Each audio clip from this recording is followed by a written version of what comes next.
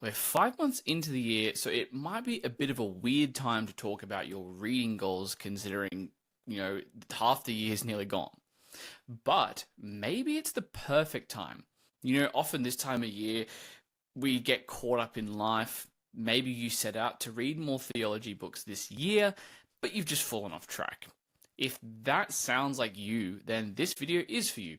So today I want to share with you 5 proven things that have helped me read more in both previous years and what has helped me stay on track this year in 2025 in particular. We're going to dive straight in. There's no point in giving you preamble. Step one here, or the first thing that I have done this year and what's worked for me well, is to buy books that excite you.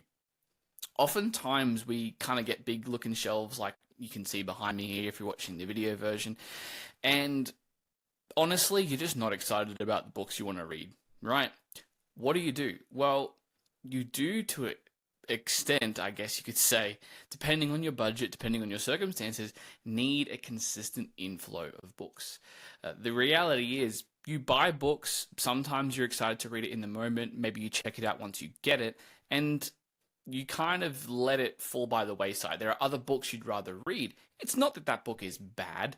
As I tell my Reformation Book Club members, sometimes a book is right, but just not for right now, right? So you need to be able to discern that, and that's why you do need to buy new books that excite you.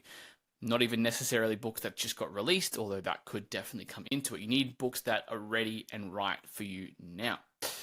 I also, again, encourage my members of my 5-day Reformed Reader Challenge to do this in day 2 to buy some new books that excite them. If you haven't taken the 5-day Reformed Reader Challenge, by the way, please go and check it out down below in the description. I'll leave a link. If you need a really quick way to get back on track with your reading, that's going to do it for you in 5 days. We're going to go through everything you need to develop a consistent reading habit in your life. But I just want to move on now and give you a bit of a quote from the Bible. It's kind of a funny quote to mention, but it kind of applies to what we're talking about here. It's from Ecclesiastes 2 verses 24, and I'm reading from the ESV here. It says, "There is nothing better for a person than that he should eat and drink and find enjoyment in his toil. This also I saw is from the hand of God." Right, so you may not be a pastor, an elder, a minister of any sort. So it's not like reading books is like your day job. But there is a degree of reading, while we love reading, and hopefully we progressively love reading more as Reformed Christians, the reality is that it's a little bit of toil sometimes in it, and things that feel like toil are often very worthwhile though. I feel like that's especially the case in our world of technology and dopamine spiking and so many activities that are way more immediately, instantly gratifying than reading, right? Reading is a slow, enjoyable task, but your brain, when it's hyped up and jacked up on this dopamine, doesn't want to just do that all the time. So it actually feels like there's an extra layer of toil there, which is why I think you need to enjoy your toil, as it says in Ecclesiastes here, right?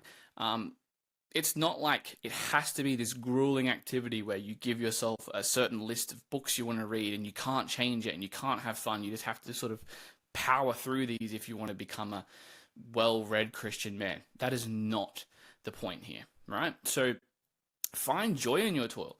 Read books. Buy books that excite you. This is a recent one I picked up. Everyone's a Theologian by R.C. Sproul, right? Classic, may he rest in peace. He's with the Lord, obviously. But yeah, this book I saw in my bookstore locally, actually. Don't normally buy books in person at the local bookstore when I'm just sort of there on a whim, but I did this time. And had been wanting to read this one for a very long time.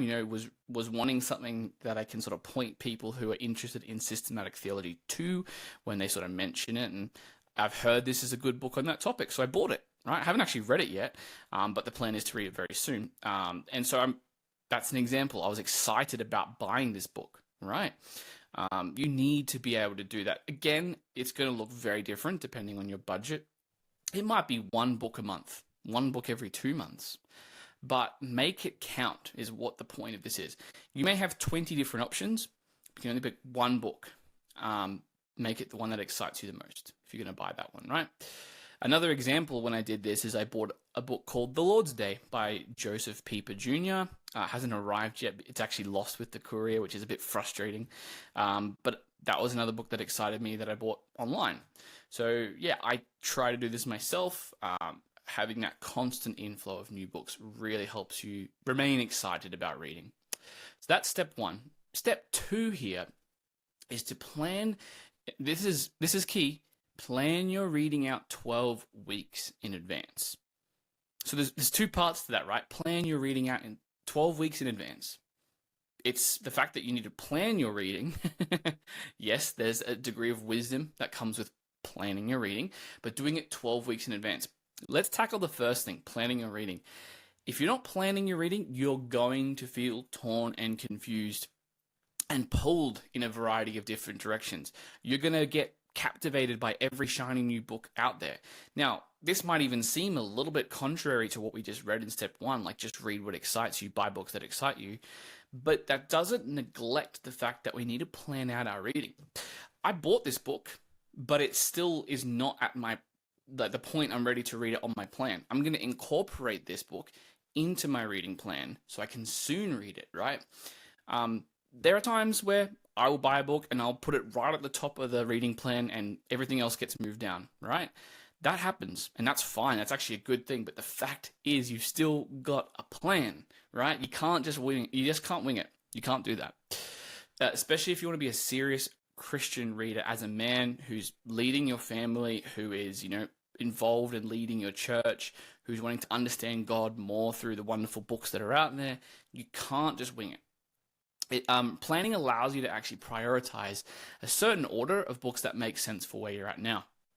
I think of Luke 14, verse 28 to 30, when I look for this principle in scripture to help me understand it more, which says, "For which of you, desiring to build a tower, does not first sit down and count the cost, whether he has enough to complete it? Otherwise, when he has laid a foundation and is not able to finish it, all who see it begin to mock him, saying, 'This man began to build and was not able to finish.'" I can't tell you how many people have said, "I want to read this book. I want to read that book. I want to become a better reader this year." But they haven't done any sort of planning around that. They just say, "I'm going to pick up a book." Maybe they pick one book, but that's it. There's no long-term plan with their reading. There's no sort of way of figuring out, do I have enough time in this week, this month, these 3 months to even read this book, with the things I've got going on in my life? The illustration in this passage of scripture is talking about building a tower and having the money, the finance to actually build it. Well, it's the same thing with reading books and time. Do you have the time to read this book? Is this the best use of your time right now? If you start a book and then you don't finish it, if everyone started if everyone saw in the early days of my reading life how many books I had started and then not finished, it would surprise a lot of people, right? Because I didn't have a plan to it. Now, that's not saying you should never leave a book behind. There are times to leave books and either pick them back up later or just completely abandon them. But in general, you have to have a plan, right? You have to have a wisdom about how you read. So how do you do that? Well, firstly, I think having a good amount of time to plan out in the future, that is ideal in the sense that it's not too long or too short. If you only plan out the next few weeks, you sort of don't have a vision of what you're reading down the line. You're sort of just looking only to the end of your nose and that's about it. You need sort of a pathway that excites you and a pathway that you can change over time as things in your life change. If you're only planning 4 weeks ahead and you've got all these books you want to read, it can feel like, you're kind of thinking about what's going to go on down the line anyway, and you haven't planned that part of it out. You've only planned out the next few. But by the same notion, if you plan out too long, like 6 to 12 months of books, it sort of becomes too much to manage, and it doesn't allow as much flexibility if a new book comes into your life that you'd like to read. So I find 12 weeks or 3 months of reading, to plan that out in advance, a quarter, if you like that terminology, is just that sweet spot. where you're able to get excited about what you're reading ahead. I could add these 2 books plus a couple others behind me. Maybe parts of some books and not the whole. It's enough time to be like, wow, the next 12 months of reading, as I plan this out, is like encouraging me to read, right? Again, the whole point of this plan is to encourage you to read more because you've got something to look forward to. I would encourage you, though, 12 weeks is the perfect amount of time, but you need to do it based on what's realistic for you and where you're at in life. I've been in times where I've been super busy with kids and church and work, and I just haven't had as much time to read as I would have liked. And I've had to scale back my expectations, the amount of days or pages I can read, how much each day I can read. So 12 weeks is good for that, because even if you don't have a lot of time in a certain season of life, you can still get a lot done in 12 weeks. So again, it's just that perfect, I feel like, middle ground between too long or too short of a plan. If you're not sure how to do that, join Reformation Book Club, because I actually give away my reading template in the program that you can use, and I show you how to create a 12-week plan in advance. So go check that out. But yeah, once you've planned out your reading, you've got sort of a 12-week plan. Step 3 is to change your plans up as you go, right? So you can see there's a bit of a theme going on here in this video. Firstly, I said buy books that excite you. Secondly, plan out the next 12 weeks of your reading. But then step 3 is to change your plans up as you go. The worst thing you can do here is to create a rigid 12-week plan, or however long it ends up being, of the books you're going to read. I'm going to read this book this week, this book this week, this book this week, and then not change it, right? You should actually constantly be updating your plan, not just because you're finishing books and you're removing them from your list, although that is part of it, but also no one sticks to their 12-week plan. The point of planning is not to stick to it rigidly. Like, how often does that actually happen in our lives, right? I think of Proverbs 16 verse 9, the heart of man plans his way, but the Lord establishes his steps, right? God is going to bring, maybe this book is more right for you in this time. I'm not saying it's going to be an audible voice from heaven, of course, but, just little promptings. Oh, maybe this book is actually more going to equip me for this part of my life, or helping this person, or, helping lead my family better, or, this person at church is talking about this, so I want to talk and sort of wrestle with this. Those things and those reasons to read books is going to come up.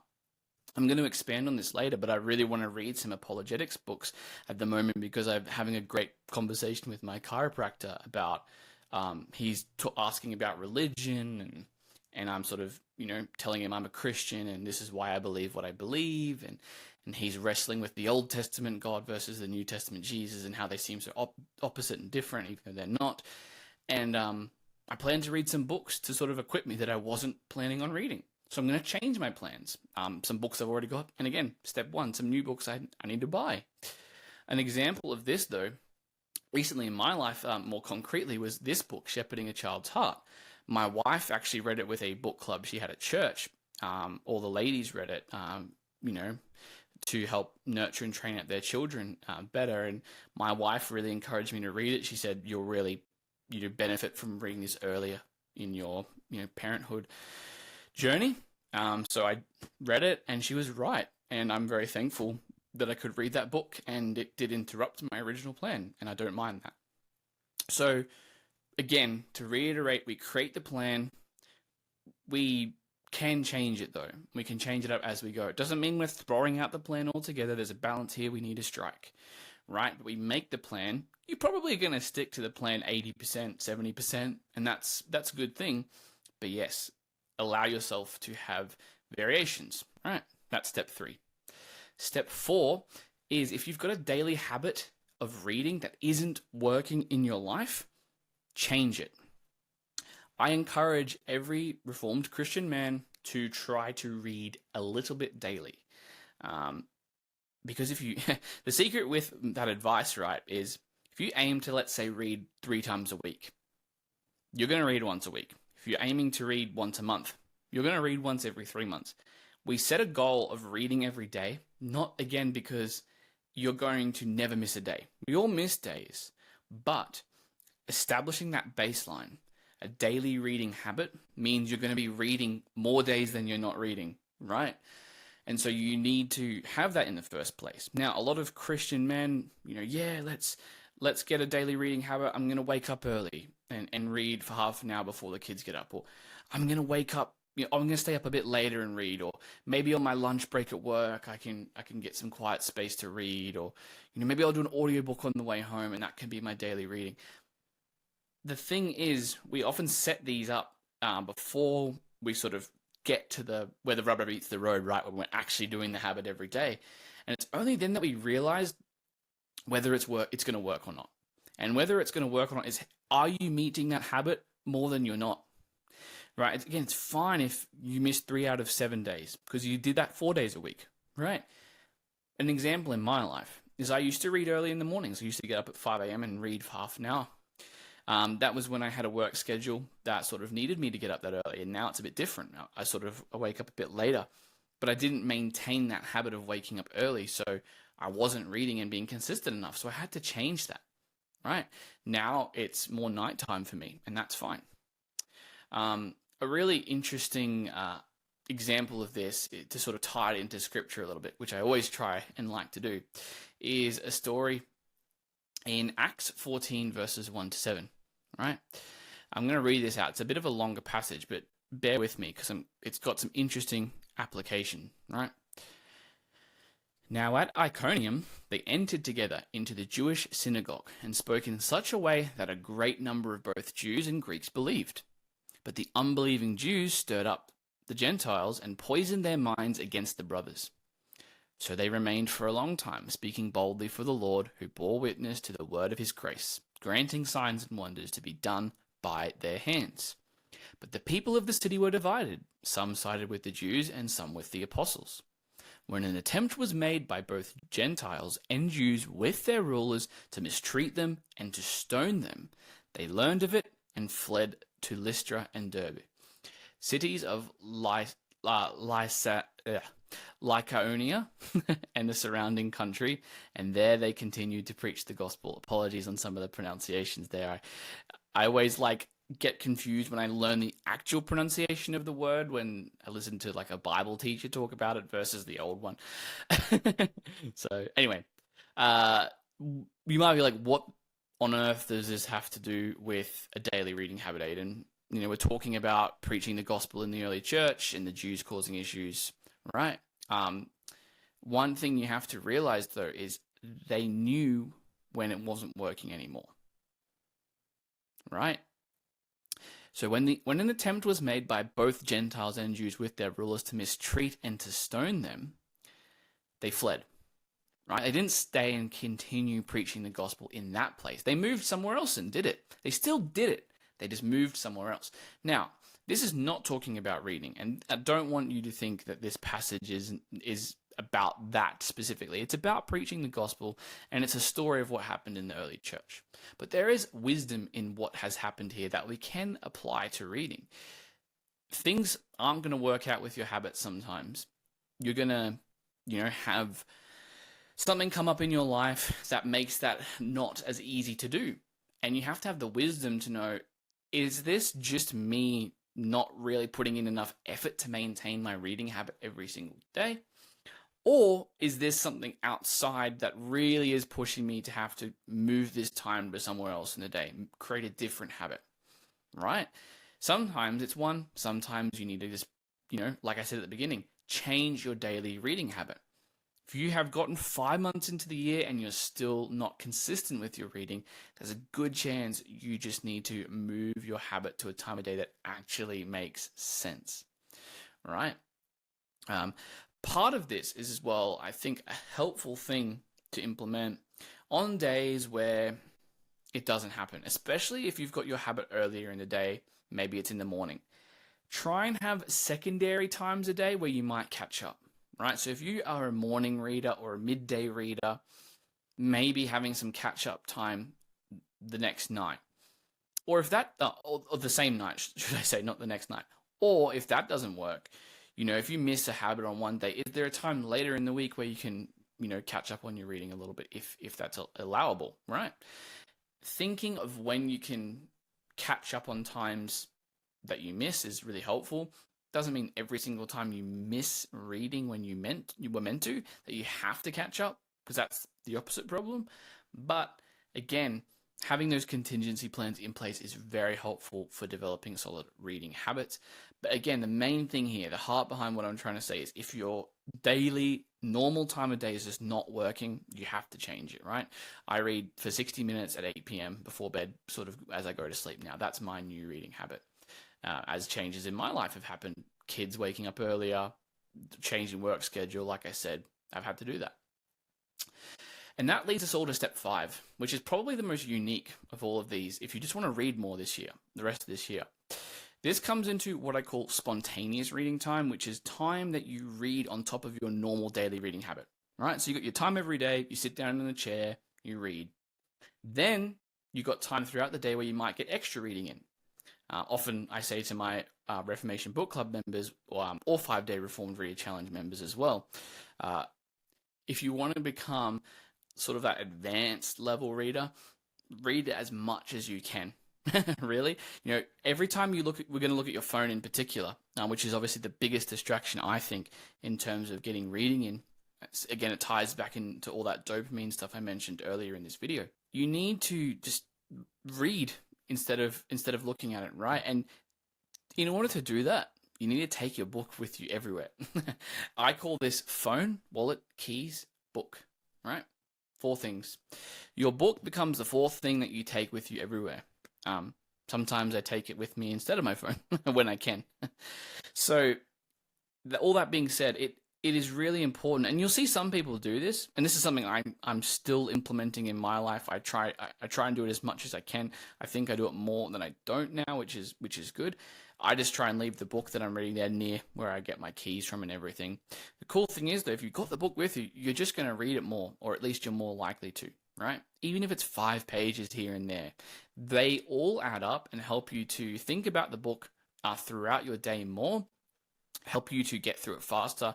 Not that everything is about speed of how fast you get through the book, but you will get through more books if you're reading more. That's just maths. Yeah, so I think that is just a helpful thing. Phone, wallet, keys, book. Remember that. You can sort of imprint it into your brain. A few people have said, if you take your book and you're just reading all the time, but if you read all the time, you might miss evangelistic opportunities. Well, it's not necessarily an either-or situation. Sometimes it's a both-and situation. Books can be great conversation starters if you're reading in public. Even if you don't have a book, like just talking about the fact that you're a reader as well is a fantastic evangelistic tool. So how much more if you've got a physical book? It was funny, I was reading out today Lectures to My Students by Charles Spurgeon, and this woman who was just walking past kind of glanced over at my book, and she could see the title of one of the lectures, which was something to do with the Holy Spirit and his role in the ministry. And it was just funny because she was like glancing over and then just kind of walked past, didn't get to have a conversation. But having a book is a great conversation starter for evangelism. It's something I'm learning more and more. I had a great conversation. Again, didn't even have the book with me this time. I was just talking about liking books with my chiropractor. And was telling him some of the books I was reading, some of my favorite books of all time. And he's just been asking questions. I was able to share the gospel with him, talking about how it's different from the Roman Catholic version of the gospel. And it's just a fruitful thing to bring a book with you. Sometimes, bring your Bible with you as well. It's helpful if you're reading that, which you should be. I just really highly recommend bring your book as many places as you can. People used to do it all the time. So if you're like, oh, it's too big, come on, man, get over it. That's basically my advice there. And that is 5 steps. So just to summarize, I'm going to just go up the top here. Firstly, buy books that excite you. Secondly, plan your reading out 12 weeks in advance. Third, change your plans up as you go. Fourth, If your daily reading habit isn't working, change it to something that will work. And 5, remember those 4 things: phone, wallet, keys, book. All right. These are 5 things that are working for me, 5 things that have worked in other years as I've been a reader for a long time. If you have any other reading tips that are working for you in 2025, though, please leave them in the comments. I'd love to hear what's working for you, both for myself and to share with everyone else. Always love to hear more ideas that maybe I haven't even thought of before, which is, as I'm learning in life, always happening. I learned the other day that you can underline using your bookmark when you're highlighting a book. Never thought to do that before, instead of those weird squiggly lines. And again, if you are just wanting a quick start, if you're not really reading at all this year and you just want a quick start way to get there, sign up for the free 5-day Reformed Reader Challenge below. I'll leave that link in the description. I'm just going to send you 5 emails over the next 5 days, stepping you through getting you into reading a certain book, developing a daily reading habit, and getting excited about building a life of reading, of becoming a more intelligent, wise Christian to the glory of God. Again, do all the normal stuff on this video. If you thought it was helpful, give it a like so it shows up in the algorithm for other people. Subscribe to my channel for more videos encouraging Reformed Christian men to read more and develop their intellect and wisdom. And this has been a wonderful chance to chat to you. I hope you enjoyed it. Until next time, God bless.